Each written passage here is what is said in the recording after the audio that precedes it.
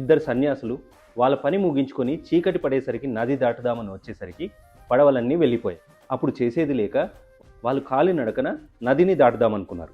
అప్పుడు ఒక 18 ఏళ్ల అమ్మాయి వచ్చి నన్ను కూడా నది దాటించండి అని అడిగింది. అప్పుడు మొదటి సన్యాసి ఆమెను చేతులపైన ఎత్తుకొని నది దాటించేశాడు. తర్వాత వాళ్ళు ఆశ్రమానికి వెళ్ళిపోయారు. గంట తర్వాత రెండవ సన్యాసి మనం అసలు అమ్మాయిలను ముట్టుకోకూడదు కదా, నువ్వు ఎలా ఎత్తుకున్నావు అమ్మాయిని అని అడిగాడు. అప్పుడు మొదటి సన్యాసి నవ్వి నేను ఆ అమ్మాయిని గంట క్రితమే దించేశాను, నువ్వు ఇంకా ఆ అమ్మాయిని నీ మైండ్లో మోస్తున్నావు అని నవ్వాడు.